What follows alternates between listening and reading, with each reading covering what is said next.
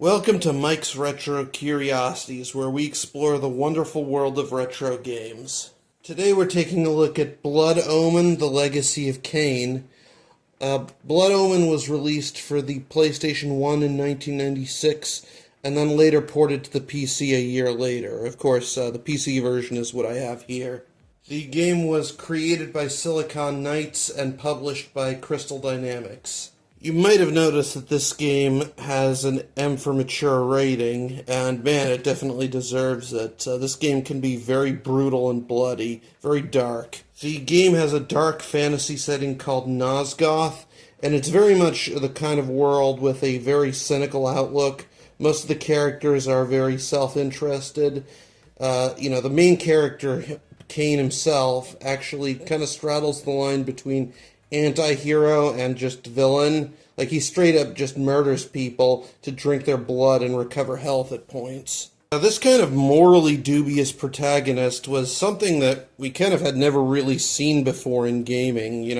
Most characters in gaming were either paragons of goodness or else cartoonishly evil. But having someone like this was very different at the time. In many ways, I kind of see Kain as being sort of a predecessor to characters like Kratos from God of War, at least the older God of War games. And in fact, I wouldn't be surprised if the people who made God of War drew inspiration from this game. As far as the story is concerned, Kain is a traveling nobleman who, after getting kicked out of an inn, gets murdered by a band of brigands, and afterward gets turned into a vampire.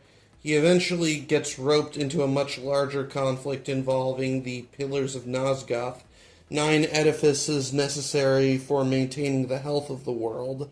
The plot of this game is actually quite good. It has a number of very interesting characters who really kind of keep you guessing throughout. And the game overall definitely explores some very interesting themes. This definitely isn't just darkness for darkness' sake. It definitely sort of complements the game overall.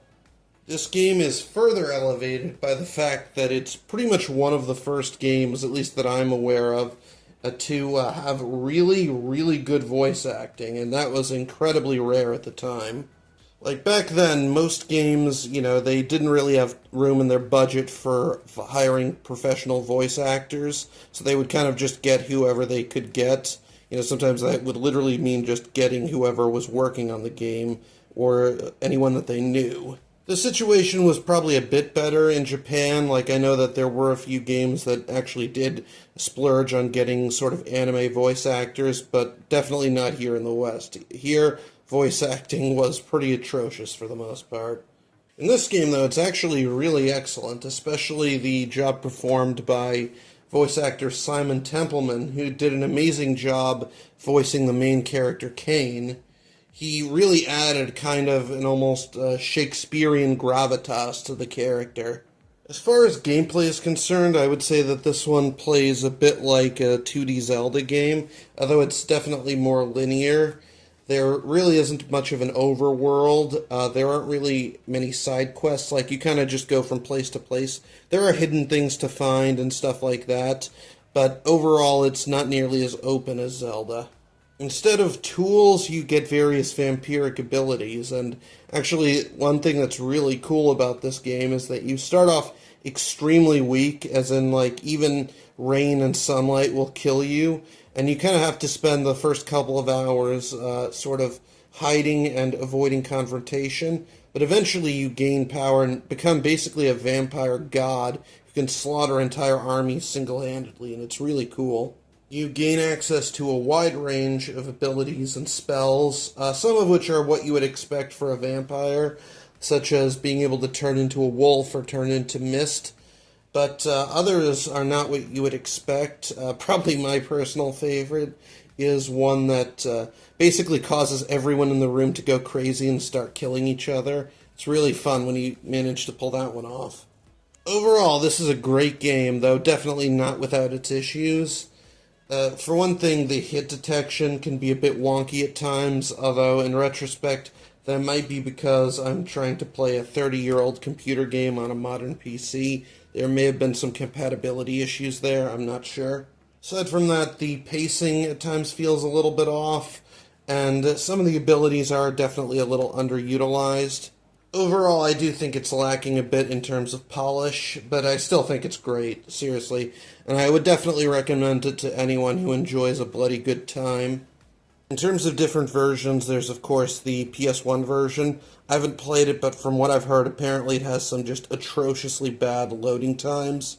There's also this PC version, which is honestly pretty good, though it's clear that this game was really meant for a controller. They really didn't account for having more buttons than what a PS1 pad would have, so it's the sort of thing where you're constantly having to swap out abilities and stuff. It really doesn't take advantage of the keyboard at all. The PC version is available on GOG.com. If you want to play it off of the original disc like I did, there is a fan-made wrapper that you can use that lets it run on modern PCs. Legacy of Kain would receive a number of sequels and would become a big series in its own right. Its first sequel is called The Legacy of Kain Soul Reaver. I have it for PS1. It brought the series into 3D. After that, there were, I believe, 3 games on the PS2. I only have one of them here. This is Legacy of Kain Defiant. I believe it's the last game in the series. There were some plans to do a bit more with it, like I believe that there were some plans to make an MMO out of the series, but they really never went anywhere, and at this point the series is pretty much dead. But yeah, that's Blood Omen, The Legacy of Kain. What do you guys think about it? Please let me know in the comments below. That will be it for today. Please remember to like, comment, and subscribe. This episode is sponsored by M&M Games, and I will see you guys next time.